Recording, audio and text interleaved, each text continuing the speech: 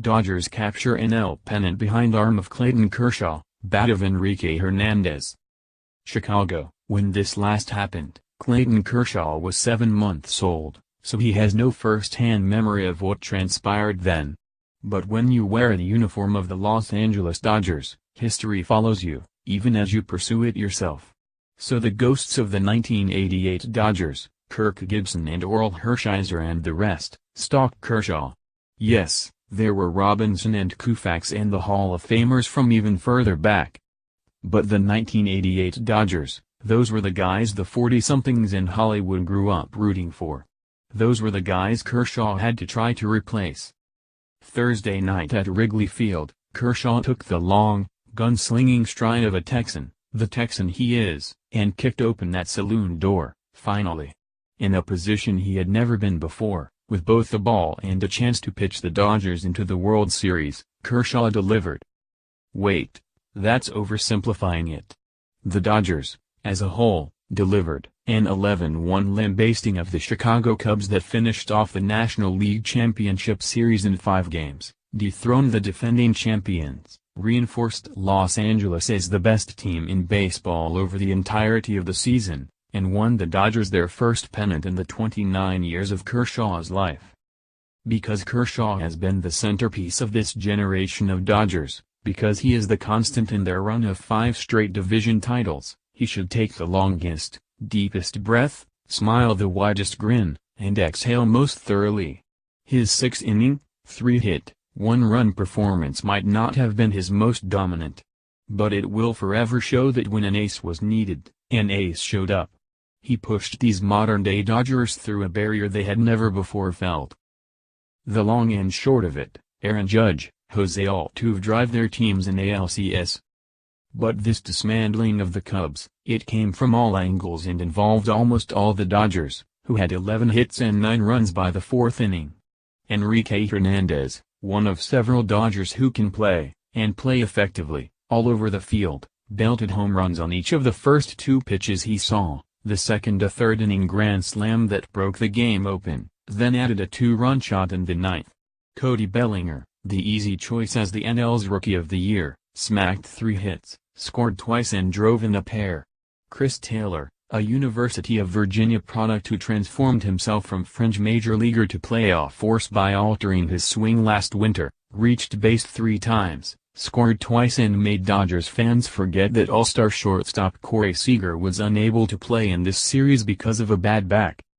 And the Dodgers showed the complete nature of their roster by rolling out their bullpen, suddenly the most trustworthy in the game. Converted starter Kenta Maeda, right-hander Brandon Morrow and untouchable closer Kenley Jansen worked the last 3 frames without incident. Over the 5 games, the Cubs never scored a single run against Los Angeles relievers, against whom they went, get this, 4-4-50. 0-8-0. So this was, in fact, total domination. The Dodgers' 104-win season was marred by a bizarre stretch in which they lost 16 times in 17 games straddling August and September. But once they picked themselves and laundered their uniforms, they became a force again. They blew away Arizona in the division series, a sweep in which there was never any doubt. And against the Cubs, they were relentless in absolutely suffocating what is normally among the game's most dangerous lineups. Chicago's hit totals, game by game, 4, 3, 8, 5 and 4. The Dodgers have thus outscored their playoff opponents, 48-19.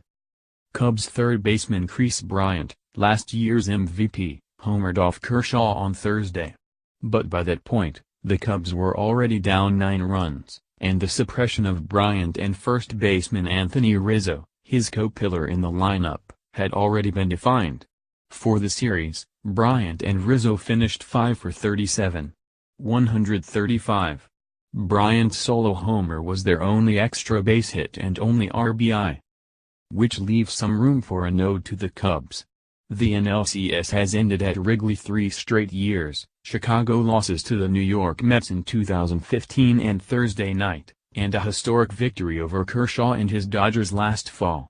Because the 2016 Cubs won the franchise's first World Series since 1908, the edge and the anxiety were at a minimum here Thursday night. The Dodgers showed themselves to be the better team. The Cubs have two things they always seemed to lack, solace and hope, in the fact that they have won more games than any franchise over the past 3 seasons, and that their core is intact going forward. So when David Ross, the backup catcher and grandfatherly sage of that championship Cubs team, leaned out the press box window to lead the crowd and take me out to the ball game, the throng of 45,735 rose and sang along with him. There is, after all, always last year. For the Dodgers, though, the possibilities are all ahead. They will host Game 1 of the World Series on Tuesday at Dodger Stadium regardless of their opponent, be it the New York Yankees or the Houston Astros. And it's highly likely that the starting pitcher that night will be none other than Kershaw, who needed only 89 pitches Thursday and will be on his regular 4 days rest. Kershaw will, too, be re-established not only as likely the best pitcher of his generation, but one who's fit for the postseason, too. When the Cubs beat him to win the pennant at Wrigley a year ago, they roughed him up, 7 hits, including a pair of homers, and 5 runs over 5 innings. His Octobers past are littered with blemishes like that, a brutal 7th inning in the first game of the 2014 Division Series against St. Louis, a night he was charged with 8 runs, a 4-inning, 7-run effort in the 6th game of the 2013 NLCS, a night the Cardinals eliminated the Dodgers. Thursday night, that changed. Gibson and Hershiser, Jackie Robinson and Sandy Koufax, Steve Garvey and Tommy Lasorda, they have company now. The ghosts are gone. The Dodgers are back in the World Series. And Clayton Kershaw